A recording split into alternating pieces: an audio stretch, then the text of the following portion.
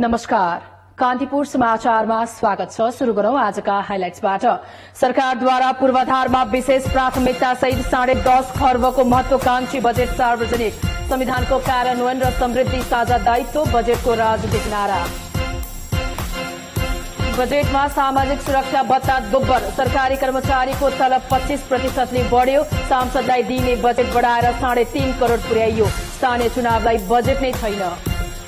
Budget प्रति मिश्रित प्रतिक्रिया। बजेटले मूल्य बढ़ाउने, कार्यान्वयनमा समस्या हुने र वित्तीय अराजकता निम्त्याउने विपक्षीको भनाई। संयुक्त लोकतान्त्रिक मधेसी मोर्चाद्वारा बजेट भाषण बहिष्कार। आज गणतन्त्र दिवस। राजतन्त्र समाप्त गरी गणतन्त्र स्थापना भएको दिन। आम नागरिकका लागि प्रत्याभूत अधिकार व्यवहारमा भएन। र च्याम्पियन्स लीग उपाधिका लागि रियल मड्रिड र एथलेटिको मड्रिड आमने सामने हुँदै। फ्रान्सको सान सिरो मैदानमा हुने फाइनल खेल राति 12:30 बजे।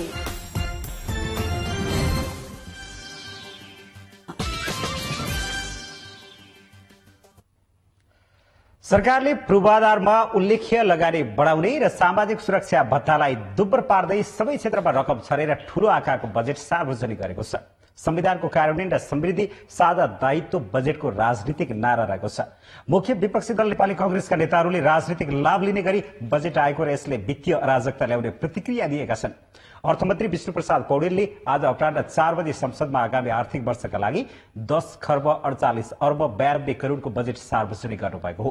बजेटमा चालुतर्फ 6 खर्ब 17 अर्ब, पुँजीगततर्फ 3 खर्ब 11 अर्ब 14 करोड़ 94 करोड़ र वित्तीय व्यवस्थापनतर्फ 1 खर्ब 19 अर्ब रुपैयाँ छुट्याइएको छ।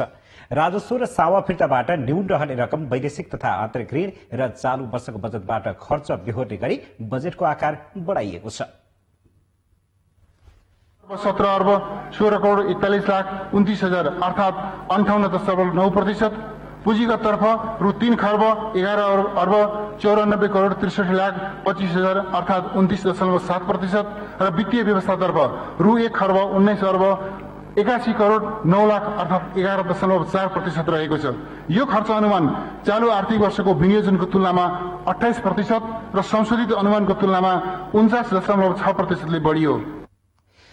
संविधान कार्यान्वयन मुख्य प्राथमिकतामा राख्दै संघीयता कार्यान्वयनका लागि 138 कानून संशोधन गर्ने बजेटमा उल्लेख छ। तर मंसिरसम्ममा स्थानीय निकायको निर्वाचनका लागि राजनीतिक सहमति जुटाउने भनिए पनि रकम विनियोजन भने गरिएको छैन। संघीयता कार्यान्वयनका लागि आगामी आर्थिक वर्षमा 138 विधेयक व्यवस्थापिका संसद समक्ष प्रस्तुत गरिनेछ। संघ, प्रदेश र स्थानीय तहका कानून निर्माण गरिनेछ। संघीयताको संस्थागत तथा भौतिक संरचना तयार गर्न आवश्यक बजेट विनियोजन गरेको छु। सरकारको लगानीबाट 6.5% को आर्थिक वृद्धि हासिल गर्ने लक्ष्य राखिएको छ। बजेट मार्फत सामाजिक सुरक्षा भत्ता दोब्बर पारिएको छ भने कर्मचारीको तलब 25% ले बढाइएको छ। यस्तै विवादास्पद निर्वाचन क्षेत्र पूर्वाधार विकास कार्यक्रमको रकम बढाएर 3 करोड़ रुपैयाँ र सांसद विकास कोषका लागि 50 लाख पुर्याइएको छ। अब एउटा सांसदले सरकारी कोषबाट 3 करोड़ रुपैयाँ खर्च गर्न सामाजिक सुरक्षा भत्ता दोब्बर गरेको छु। यसका लागि रु 32 अर्ब 70 करोड़ विनियोजन गरेको छु। जननिर्वाचित सांसदहरूलाई आफ्नो निर्वाचन क्षेत्रका विकास निर्माणमा सहभागी भई जनप्रतिनिधि र जनता बीचको सम्बन्ध सुदृढ तुल्याउन सहयोग पुगोस् र विकास निर्माणका स्थानीय आवश्यकताहरू जनप्रतिनिधिहरू मार्फत पनि सम्बोधन हुन सकुन् भन्ने मान्यताका साथ निर्वाचन क्षेत्र पूर्वाधार विशेष कार्यक्रमको बजेटलाई रु 3 करोड़ पुर्याएको छु। निर्वाचन क्षेत्र विकास कार्यक्रमको रकम वृद्धि गरी रु 50 लाख पुर्याएको छु। ठूला पूर्वाधार आयोजनामा रेलदेखि फास्ट ट्र्याक, विद्युतदेखि ग्रामीण सड़क र महानगर थप्ने लगायतका पूर्वाधारलाई बजेटमा प्राथमिकता दिएको छ। काठमाडौँ तराई फास्ट ट्र्याकका लागि यस वर्ष 10 अर्ब रुपैयाँ छुट्याइएको छ। हुलाकी राजमार्ग भारत सरकारको अनुदान र नेपाल सरकारको आफ्नै स्रोतबाट 5 वर्षभित्र सम्पन्न गर्ने बजेटमा उल्लेख छ। मध्यपहाडी लोकमार्गलाई 5 वर्षभित्रमा सम्पन्न गर्दै काठमाडौँ हेटौडा सुरुङ मार्गका लागि सहजीकरण गर्ने भनिएको छ। 10 वर्षमा 10,000 मेगावाट विद्युत उत्पादन, युवालाई शैक्षिक प्रमाणपत्र धितोमा ऋण र 10 युवा 1 रोजगार कार्यक्रम बजेटमा समेटिएको छ। प्रमुख प्रतिपक्षी दल नेपाली कांग्रेसले आज संसदमा प्रस्तुत बजेट राजनीतिक लाभ लिने गरी ल्याइएको र यसले वित्तीय अराजकता ल्याउने टिप्पणी गरेको छ। सत्ता पक्षकै नेताहरूले समेत बजेट लोकप्रिय भएको र कार्यान्वयनमा कठिनाई हुन सक्ने आशंका गरेका छन्। यता निजी क्षेत्रले भने बजेट सकारात्मक भए पनि कार्यान्वयन चुनौतीपूर्ण रहेको जनाएको छ। बजेटपछि प्रतिक्रिया दिँदै प्रतिपक्षी दल नेपाली कांग्रेसका नेताहरूले बजेट लागू हुन नसक्ने बताएका छन्। बजेट सस्तो लोकप्रियतामा आधारित भएको र पुनर्निर्माणमा समेत निराशाजनक भएको विपक्षीको टिप्पणी छ। यसले मुलुकभित्र वस्तु र सेवाको उत्पादन गर्ने भन्दा पनि र सत्तारूढ पार्टीको राजनीतिक लाभलाई चाहिँ माइज गर्ने बाटोतर्फ जान्छ। यो एक्सपान्सनरी छ, यो विस्तारकारी बजेट भएको नाताले मुद्रास्फीतिमा चाहिँ चाप पर्ने खतरा मैले देखेको छु। सत्ता साझेदार दल एमाले माओवादी केन्द्र र राप्रपा नेपालका नेताहरूले समेत बजेट लोकप्रिय भएको र कार्यान्वयनमा जटिलता देखिने बताएका छन्। यता निजी क्षेत्रले भने बजेटले निजी क्षेत्रका माग सम्बोधन गरेको तर कार्यान्वयन गर्न कठिनाई हुने आशंका व्यक्त गरेका छन्। खर्च र आमदानी बीच असन्तुलन भएको भन्दै केही व्यवसायीले आर्थिक समृद्धिमा समस्या देखिने टिप्पणी गरेका छन्। संसदमा बजेटमाथिको छलफल आउँदो सोमबारबाट शुरू हुनेछ। विभिन्न जिल्लाका सर्वसाधारणले सरकारले सार्वजनिक गरेको आर्थिक वर्ष 2073-74 को बजेटमा राम्रा विषयहरू समेटिए पनि यसको कार्यान्वयनमा शंका गरेका छन्। बजेट लोकप्रिय र जनमुखी भए पनि आगामी दिनमा कार्यान्वयनको अवस्था हेरेर मात्रै सरकारी योजनाको मूल्याङ्कन गर्न सकिने उनीहरूले प्रतिक्रिया दिएका छन्। विकास पूर्वाधार कृषि जस्ता क्षेत्रमा सरकारले विशेष ध्यान दिएको भन्दै सर्वसाधारण उत्साहित र आशावादी देखिएका छन्। साँच्चैकै कार्यान्वयन गर्ने हो भने, कार्यान्वयन हुन सक्ने हो भने नेपाली युवाहरू अब केही वर्ष विदेश जानु पर्दैन जस्तो मलाई लाग्छ। किनकि उहाँले घोषणा गरेका थुप्रै कार्यक्रमहरूमा धेरैभन्दा धेरै जनशक्तिको आवश्यकता पर्छ, धेरैभन्दा धेरै प्राविधिकहरूको आवश्यकता पर्छ। यो दीर्घकालीन बजेट भएको हुनाले तुरुन्त कार्यान्वयन हुन सक्दैन। यो त 5 वर्षको, 4 वर्षको, 10 वर्षको योजना छ, यहाँ 2 वर्षको पनि छ। त्यो भनेकै छ क्या चुट्याएर। त्यसकारण यसलाई अहिले नै असफल बजेट, नराम्रो बजेट भन्ने पक्षमा म छैन।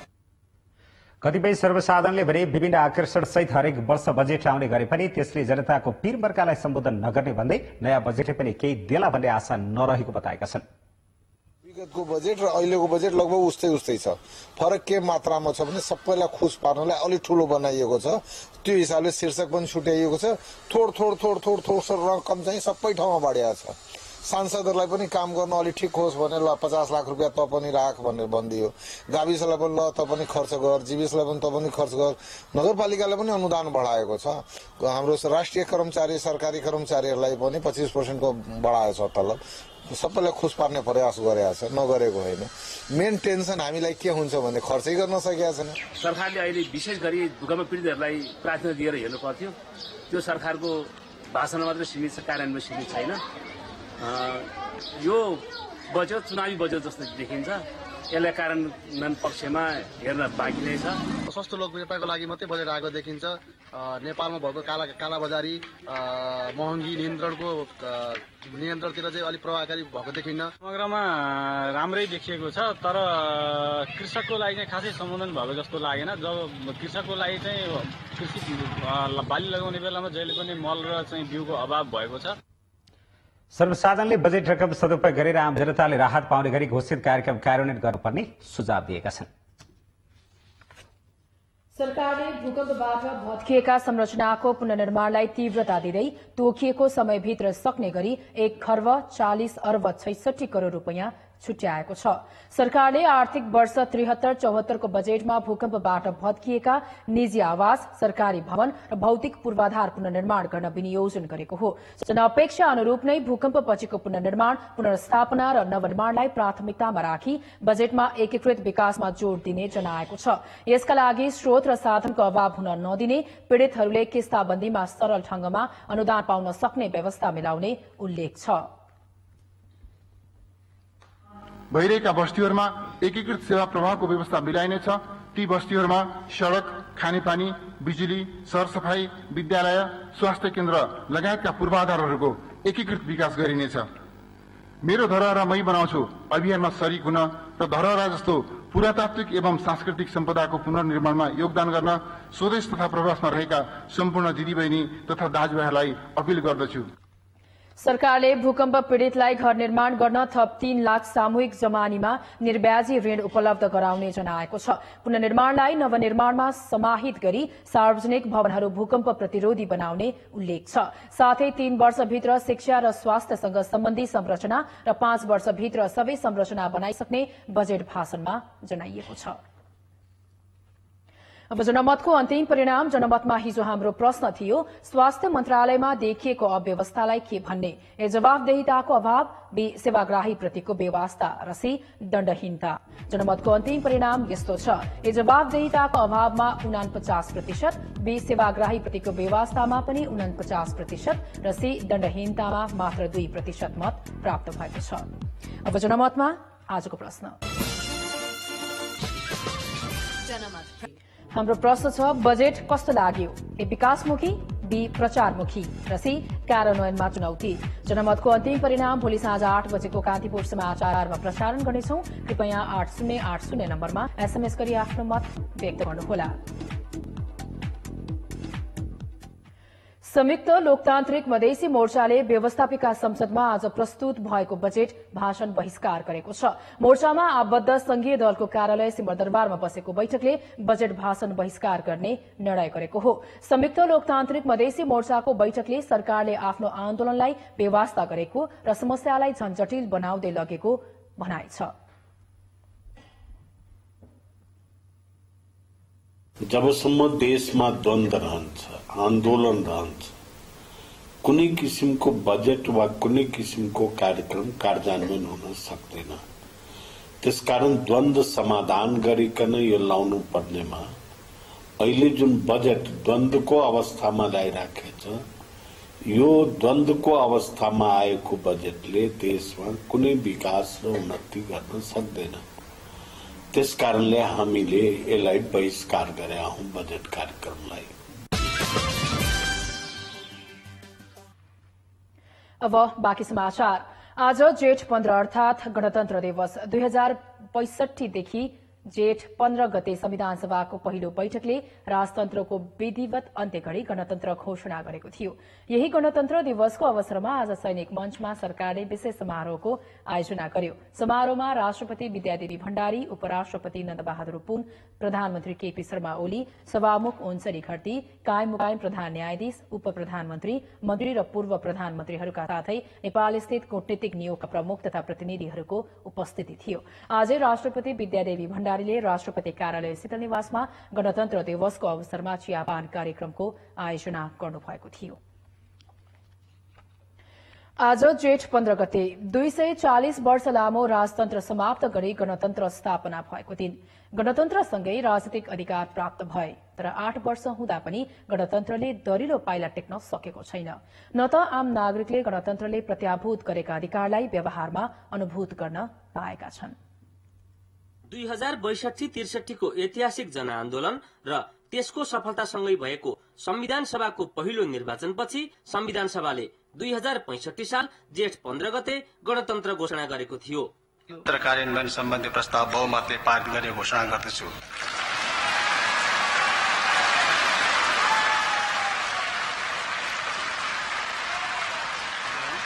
गणतन्त्र स्थापनासँगै तत्कालीन राजा ज्ञानेन्द्र सिंहासन छाडेर नागरिक बन्न बाध्य भए। त्यस यता जनताकै प्रतिनिधिले लेखेको संविधान बन्यो। मुलुक संघीय शासन प्रणालीमा गयो। राजनीतिक उपलब्धि त थुप्रै भए। राजाको ठाउँमा राष्ट्रपति आए।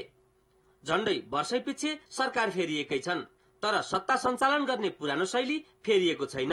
8 वर्ष पुग्दा पनि व्यवहारमा गणतन्त्रको अनुभूति अझै हुन सकेको छैन। इतिहासको त्यो क्षणमा जब म सडकमा थिएँ, म कर्ता पनि थिएँ र म साक्षी पनि थिएँ। पुरानो संस्कार, शैली, विधि, चरित्र सबै कुरो बाँकी रहे। भयो के भने सिंहासनमा बसेको मुकुटधारी राजा फालियो। त्यो रिक्त स्थानमा धेरै टोपी लाउने राजाहरू प्रकट भए। औपचारिक रूपमा राजतन्त्र समाप्त भएको छ। व्यवहारिक रूपमा त्यसलाई संस्थागत गर्ने गुरुतर कार्य अझ पनि बाँकी छ। हामी प्रक्रियामा छौं। राजनीतिक खिचातानी र दलीय संकीर्णताले प्राप्त उपलब्धि संस्थागत गर्ने प्रक्रियामा कठिनाई कायमै छ। संविधान त आयो, तर कार्यान्वयनमा अहिले पनि समस्या छ। दिगो शान्ति, राजनीतिक स्थिरता र विकासको अपेक्षा जहाँको तहीँ छन्। व्यवस्था, सीमा, सार्वभौमिकताको सबै कुराको रक्षा गर्ने जनता नै हुन्। त्यो भएर यो व्यवस्थाभित्र के पाएनौँ होइन, यसभित्र धेरै पाउनको लागि ढोका खुला छ, तर अझ हामीले समय केही कुर्नुपर्ने देखिन्छ। हिजो पञ्चायतकालमा जस्तै 47 साल पछाडिको समयमा जस्तै आज पनि सीमित मानिसहरू सत्ताको वरिपरि छन्, राजनीतिक दलका सीमित मानिसहरू नेतृत्वमा पुगेका छन् र तपाईँको सर्भिस डेलिभरी अहिले पनि कुनै परिवर्तन भएको छैन। गणतन्त्र आयोगको प्रत्याभूति संविधानमा लेखेर तथा तामझामपूर्ण समारोह गरेर मात्र पुग्दैन। संविधानको सही कार्यान्वयन, संक्रमणकालको अन्त्य र असन्तुष्ट स्वरहरूको न्यायिक समाधान गर्दै विधिसम्मत तथा उत्तरदायी शासन व्यवस्थाको व्यावहारिक अनुभूति दिन सके मात्रै सबैले गणतन्त्रको अनुभव गर्नेछन्। कान्तिपुर समाचारका लागि झापा सहकर्मी गणेशमान मुखिया र क्यामेरामा शैलेन्द्र चौधरीका साथ रामकृष्ण भण्डारी, काठमाडौँ। मुलुकमा संघीय लोकतान्त्रिक गणतन्त्र स्थापना भएको 8 वर्ष पुगेको छ। राजनीतिक परिवर्तन भए पनि जनताको जीवन स्तरमा सुधार हुन सकेको छैन। जनप्रतिनिधिको हातमा शासन व्यवस्था आए पनि सुशासन पाउन नसकेको सर्वसाधारणको गुनासो छ। कपिलवस्तु पकरेटाका जबिउल्ला मुसलमानले 2062-63 को आन्दोलनमा जनताको अधिकार माग्दै हरेक दिन चोक चोकमा हुने प्रदर्शनमा निकै उत्साहपूर्वक भाग लिए। सुरक्षाकर्मीको लाठी खाएर छल्दै शाही शासनको विरुद्धमा नारा लगाएका उनले आन्दोलनको सफलतापछि सुखका दिन आउने आशा गरेका थिए। तर परिवर्तनको घाम जनताको घर दैलोमा नझुल्किँदा पहिले र अहिलेमा खासै फरक नपाएको उनको अनुभव छ। सम्पत्ति तासनास पारे हाम्रो केही सुविधा भएन। हामी गरिबीको कारणले हामी जन गरिबीमा हामी परेछौँ। हाम्रो केही सुनवाई भए छैन। हाम्रो समस्या एकदम जटिलै छ। जबिउल्ला जस्तै अधिकांश सर्वसाधारण गणतन्त्र आएपछिका 8 वर्षमा जनअपेक्षा अनुरूप काम नहुँदा निकै खिन्न छन्। कठिन अवस्थामा जनतालाई आन्दोलनमा उपयोग गरे पनि राजनीतिक दलहरूले जनजीविका र सुशासनका लागि सिन्का समेत नभाचेको उनीहरूको बुझाइ छ। 13-14 हजार मान्छेको बलिदानी भयो देशमा, तर यसमा सबै चाहिँ कोही अपाङ्ग छन्, कोही घाइते छन्, कोही चाहिँ अब बेपत्ता छन्, कोही चाहिँ अब त्यसको लागि शहीद भए। त्यसको लागि खास चाहिँ उचित न्याय भएको छैन। संविधान सभाबाट नयाँ संविधान आएसँगै प्राप्त उपलब्धि संस्थागत होला र सर्वत्र अमन चयन आउला भन्ने सपना सजाएका जनता त निराश छन् नै। जनताकै अधिकारका लागि विभिन्न आन्दोलनमा लडेका दलका नेता कार्यकर्ता समेत सोचेको परिणाम नदेखिँदा असन्तुष्ट छन्। यो गणतन्त्र स्थापना भइसकेपछि मान्छेले धेरै आशा र अपेक्षाहरू गरेका थिए र अहिले यहाँसम्म आइपुग्दा कतिपय कुराहरू गणतन्त्रलाई संस्थागत गर्न नसकिएका कुराहरू, त्यसपछि जनताका आधारभूत आवश्यकताहरू पूरा हुन नसकेका कुराहरू यति बेला सर्वत्र उठिरहेका छन्। संविधानमा सुनिश्चित गरिएका हक अधिकारका विषयलाई कागजी रूपबाट व्यवहारमा उतार्न सके मात्रै सर्वोच्च कानूनले सार्थकता पाउनेछ। कान्तिपुर समाचारका लागि विकास बन्जाडे, कपिलवस्तु। अब जनताको आवाज गणतन्त्रको 8 वर्ष कस्तो रह्यो भनेर आज हामीले सिन्धुपाल्चोक, महोत्तरी, बाँके, कपिलवस्तु र जुम्लाका बासिन्दालाई सोधेका छौं। हेरौं उनीहरू के भन्छन्। जनताको आवाज। जति धेरै आशा गरेका थियौं त्यति धेरै उपलब्धि भएको जस्तो लाग्दैन। कता कता चाहिँ रुमलिएको, कता के अर्केको जस्तो चाहिँ मलाई फिल अनुभव हुन्छ। महिलाहरू पनि अगाडि बढ्ने अवसरहरू पाछन्। खुसी लाग्छ गणतन्त्र आएर। राजाको शासनमा यही मान्छे, बहुदलीय व्यवस्थामा यही अनुहार, अहिले आएर यही अनुहार, अनि मुल्कियन पनि उस्तै फेरि गणतन्त्र कस्तो जस्तो थियो पहिला त्यस्तै नै हुने भयो। त्यही भएर हामीलाई त गणतन्त्र आए पनि लोकतन्त्र आए पनि खासै केही मिलेको छैन। घाँसबास, कपास, शिक्षा, स्वास्थ्य, रोजगारको पुनः प्रत्याभूति हुनुपर्ने हो, अपेक्षा त्यो थियो। तर चाहिँ दिन 2 गुणा रात 4 गुणा चाहिँ पुँजीवादी व्यवस्थाको अर्थतन्त्र चाहिँ हाबी भइरहेको छ, जसले गर्दा चाहिँ नेपाली जनताहरू चाहिँ ग्रसित छन्। महल हुनेलाई अब गणतन्त्र आएको हो, अब छाप्रो सम्बन्ध त गणतन्त्र छैन। जसरी बासमती धानको चावलमा सुगन्ध छैन, अब गयो त्यसै किसिमले यहाँको गणतन्त्रमा कुनै किसिमको महसुस भइरहेको छैन। राम्रै लागेछ। नेपालमा चाहिँ तपाईँको शान्ति नै छ। जति सोचे जति त त्यति भएको छैन। पहिला भन्दा त अब पञ्चायत काल भन्दा यतातिर त अब केही पहिला भन्दा त अलिक ठिक छ। ग्यास छैन, त्यही सिवाल भइरहेछ, मुर्तेल छैन त्यही सिवाल भइरहेछ, पेट्रोल छैन त्यही सिवाल भइरहेछ, खाद्य छैन त्यही सिवाल भइरहेछ, महँगीले चाहिँ सीमा नागिसक्यो। यो भएको हुनाले गणतन्त्रको चाहिँ उद्देश्य भनेको यही रहेछ। सामन्तहरूकै हातमा गणतन्त्र छ। आम नेपाली सर्वसाधारण जनताले यो गणतन्त्रबाट कुनै फाइदा लिन सकिरहेका छैन। विगतको यो संविधान सभाका निर्माणका सवालहरू, मधेस आन्दोलनका कुराहरूले गर्दा नेपाली जनताले गणतन्त्रको अनुभूति गर्न पाइरहेका छैन। गणतन्त्रको अर्थ जनताको तन्त्र हुन्छ, तर यहाँ पूर्ण रूपले नेताहरूको तन्त्र भएको छ। यहाँ केही सीमित केन्द्रीय नेताहरूले आफ्नो मात्रै स्वार्थको लागि पुरै देशमा एउटा भ्रष्टाचार तन्त्र ओसे पोसे यो किसिमले गरिरहेछ। सरकारले गणतन्त्र दिवसका अवसरमा विभिन्न क्षेत्रका व्यक्तिलाई मान पदवी, अलंकार र पदक दिने घोषणा गरेको छ। गृह मन्त्रालयले आज जारी गरेको प्रेस विज्ञप्तिमा जननेता मदन कुमार भण्डारीलाई मरोडा प्रान्त नेपाल रत्न मान पदवी दिएको उल्लेख गरिएको छ। त्यसै गरी सुशील कोइरालालाई मरोड प्रान्त र तत्कालीन संविधान सभाका अध्यक्ष सुभाष चन्द्र नेमाङलाई राष्ट्र गौरव मान पदवी घोषणा गरिएको छ। मा उज्जवल कृतिमय राष्ट्रदीप मान पदवी पाउनेमा सूर्यबहादुर थापा, नरबहादुर कर्मचार्य, निर्मल लामा र पोष्टबहादुर बोगटी मरोड प्रान्त तथा रामबरी जोशी एवं प्रसिद्ध प्रबल जनसेवाश्री मान पदवी पाउनेमा युवराज खतिवडा, वर्षमान पुन, जनार्दन शर्मा, वैद्यनाथ उपाध्याय र भानुप्रसाद आचार्य रहेका छन्।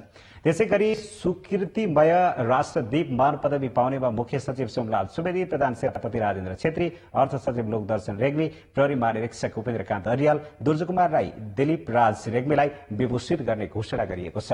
सुप्रबल जनसेवाश्री मान पदवी 83 जनालाई, प्रबल जनसेवाश्री मान पदवी 135 र जनसेवाश्री मान पदवी 51 जनालाई प्रदान गर्ने घोषणा गरिएको छ। भूकम्पमा खटिने 56,279 जनालाई प्राकृतिक प्रकोप पीडित उद्धार पदक र सार्क सम्मेलनमा योगदान दिए बापत 25,122 जना सुरक्षाकर्मी कर्मचारी र अन्य व्यक्तिलाई पदक दिने निर्णय भएको छ। त्यस्तै भूकम्पका बेला उद्धारमा गएको हेलिकप्टर दुर्घटनामा पनि ज्यान गुमाउने क्याप्टेन दिनेश नेउपाने र सञ्चालक सन्तोष राणालाई मरोड प्रान्त वीरता पदक प्रदान गर्ने निर्णय गरिएको छ।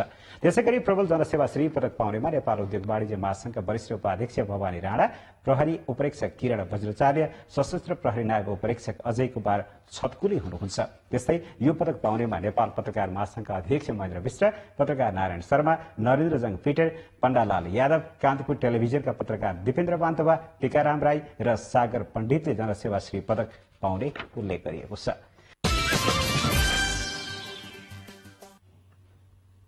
बेला भएको छ अर्थ र विकास समाचारको।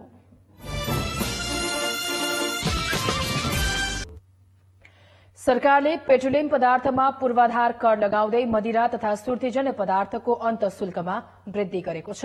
अर्थमन्त्री विष्णुप्रसाद पौडेलले आज व्यवस्थापिका संसदमा बजेट प्रस्तुत गर्दै पेट्रोलियम पदार्थको मूल्यमा प्रति लिटर 5 रुपैयाँका दरले पूर्वाधार कर लगाउने बताउनुभयो। पेट्रोलियम पदार्थको आयात गर्दा भान्सामै तिर्नुपर्नेछ।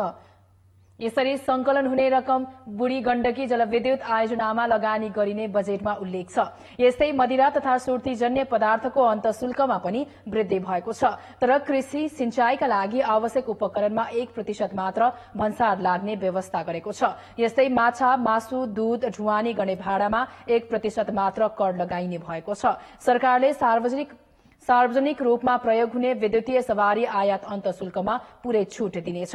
क्यान्सर, मुटु र मृगौला रोगको उपचारमा प्रयोग हुने उपकरण आयातमा मूल्य अभिवृद्धि करमा सबै छूट दिँदै यसमा 1% भन्सार शुल्क दिनेछ। पत्र पत्रिकाको ढुवानीमा 1% कर लाग्नेछ। यस्तै पब्लिक लिमिटेडलाई आयकरमा 15% छूट दिनेछ। आगामी आर्थिक वर्षमा सवारी साधन अनुमति पत्रलाई स्मार्ट कार्डमा रूपान्तरण गरिनेछ। आज संसदमा प्रस्तुत बजेटमा सार्वजनिक सेवा प्रवाहमा सूचना प्रविधिलाई प्रोत्साहन गरिने लगायतका कार्यक्रम सार्वजनिक गरिएको छ। बजेट ट्याक्सीमा डिजिटल मिटर प्रणाली अनिवार्य लागू गर्ने उल्लेख गरिएको छ। त्यसैगरी स्याटेलाइट शहरको अध्ययन गर्ने काठमाडौँमा जग्गा छुट्याइनेछ। विद्यालयमा सूचना संचार प्रयोगशाला बनाउन बजेट विनियोजन गरिएको छ। विज्ञान प्रविधि क्षेत्रमा जनशक्ति उत्पादनका लागि मदन भण्डारी विज्ञान प्रविधि प्रतिष्ठानलाई अगाडि बढ़ाउने सरकारले योजना सार्वजनिक गरेको छ। त्यसैगरी यसै वर्षभित्र उच्च स्तरको इन्टरनेटका लागि 4G प्रारम्भ गर्ने घोषणा बजेट मार्फत गरिएको छ। मध्य पहाड़ी लोकमार्गमा अप्टिकल फाइबर बिछ्याउने र दुर्गम क्षेत्रमा माइक्रोवेभका माध्यमले इन्टरनेट सुविधा पुर्याइनेछ। सामुदायिक विद्यालय र स्वास्थ्य केन्द्रहरूमा निशुल्क इन्टरनेटको व्यवस्था गरिने भएको छ। प्रतिभाशाली वैज्ञानिकलाई प्रोत्साहनका लागि अनुसन्धान वृत्ति र पुरस्कृत गरिनेछ।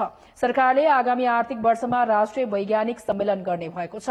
सूचना प्रविधि सम्बन्धी छाता ऐन बनाइने र उच्च पहाड़ी क्षेत्रमा डाटा सेन्टर बनाउने बजेटमा घोषणा गरिएको छ।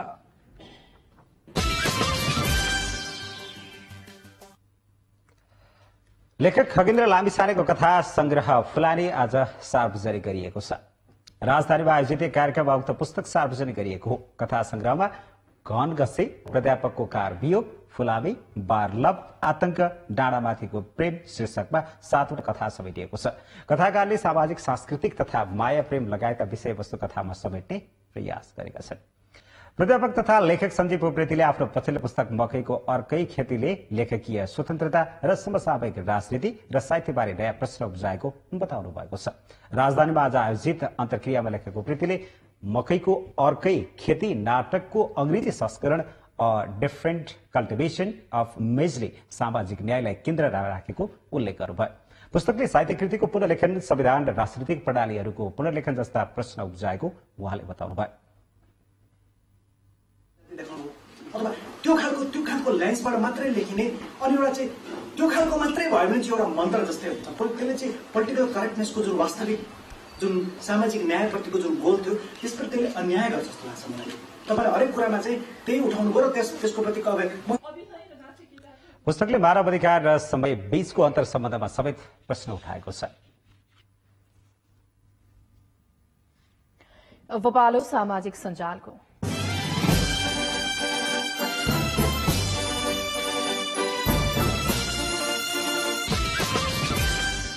शनिबार सामाजिक सञ्जालमा सरकारले सार्वजनिक गरेको आगामी आर्थिक वर्षको बजेट र गणतन्त्र दिवसको विषयले धेरै स्थान पाएका छन्। बजेटका विषयमा टिप्पणी गर्दै नेकपा एमालेका नेता प्रदीप गेवालीले ट्विट गर्नुभएको छ, प्रभावकारी कार्यान्वयन हुन सक्यो भने बजेटले समन्वयक समृद्धिको जग निर्माण गर्न सक्नेछ। तलब वृद्धिका बारेमा स्मृति ढुङ्गानाले ट्विट गर्नुभएको छ, करिब 4 लाख हाराहारीमा रहेका सरकारी कर्मचारीको तलब 25% बढ्छ। बिचरा 3 करोड जनताले महँगीको मार खेप्नुपर्छ। यस्तै सूर्यराज आचार्य लेख्नुहुन्छ, बजेट कर्मकाण्डी भन्दा फरक देखिन खोजेको छ, धेरै नवीनतम र सान्दर्भिक कुरा समेटेको छ। बजेटकै विषयमा कल्पना ढकालले ट्विट गर्नुभएको छ, हरेक वर्ष बजेट भाषण सुन्दा लौ अब द्रुत गतिमा देश विकास हुने भयो जस्तो भावना मनमा आउँछ, तर भोलिपल्टदेखि उस्तै। गणतन्त्र दिवसका बारेमा पत्रकार कृष्ण गेवाली ट्विट गर्नुहुन्छ, गणतन्त्रको नाममा गरिबका घरमा पुग्ने तोप पड्केको आवाज मात्रै हो, अरू त नयाँ मौसुफलले लुछा चोरी गरेर सिधाइसके।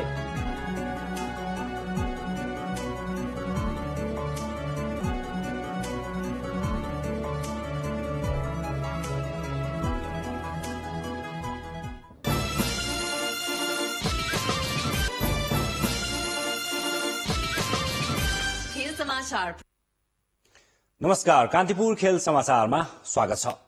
सरकारले आगामी आर्थिक वर्षमा युवा तथा खेलकुद क्षेत्रका लागि 2 अर्ब 40 करोड़ रुपियाँ बजेट विनियोजन गरेको छ। खेलकुदतर्फको बजेटमा पूर्वाधार र सोलुखुम्बुमा हाई अल्टिट्युड ट्रेनिङ स्टेडियमको निर्माण थालनी गर्ने समेत उल्लेख छ। सरकारले बजेटमा खेलकुदको पूर्वाधारलाई बढी जोड दिएको हो, जसमा 7औं राष्ट्रिय खेलकुद र 13औं दक्षिण एसियाली खेलकुदको पूर्वाधार निर्माण समेत समेटिएको छ। 7औंका लागि सरकारले 20 करोड़ रुपियाँ विनियोजन गरेको छ। यस्तै 14 वर्षदेखि निर्माणाधीन अवस्थामा रहेको मुलपानी सहित भैरवा र धनगढ़ीमा क्रिकेट मैदानलाई 3 वर्षमा सम्पन्न गर्ने रहेको छ। बजेटमा डडेलधुरा, बैतडी, धनुषा, मोरङ, दाङ, सुर्खेत र पर्सामा नयाँ क्रिकेट मैदान निर्माण शुरू गरिने उल्लेख छ। यस्तै फुटबलतर्फ झापाको लखनपुर र काठमाडौँमा अन्तर्राष्ट्रिय स्तरको रंगशाला अर्को वर्षदेखि निर्माण शुरू गर्ने गरी बजेट विनियोजन गरिएको छ। 75 जिल्लामा सामुदायिक विद्यालयमा अनिवार्य रूपमा राष्ट्रपति रनिङ सिल गर्ने समेत बजेटमा उल्लेख छ। यस्तै प्रत्येक प्रदेशमा एक रंगशाला र एक बहुउद्देश्य कवडल निर्माणका लागि समेत बजेट विनियोजन गरिएको छ। यसका साथै अन्तर्राष्ट्रिय स्तरमा पदक ल्याउने खेलाडीलाई पुरस्कृत गर्ने कार्यलाई निरन्तरता दिइने भएको छ। युरोपियन च्याम्पियन्स लीगको उपाधिका लागि आज राति 2 स्पेनिस क्लब रियल मैड्रिड र एथलेटिको मैड्रिड आम्ने सामने हुँदैछन्। फ्रान्सको मिलान स्थित सान सिरो मैदानमा हुने फाइनल खेल राति 12:30 बजे हुनेछ। यो सिजन एउटा पनि उपाधि नजितेका दुवै टिम च्याम्पियन्स लिगको उपाधि आफ्नो पक्षमा पार्दै सिजनको अन्त्य गर्ने लक्ष्यमा छन्। आजको फाइनल खेललाई सन् 2014 को फाइनलका रूपमा हेरिएको छ। सो बेला रियलले एथलेटिकोलाई हराउँदै च्याम्पियन्स लिगको उपाधि जितेको थियो। एथलेटिकोलाई सोही हारको बदला लिने मौका पनि रहेको छ।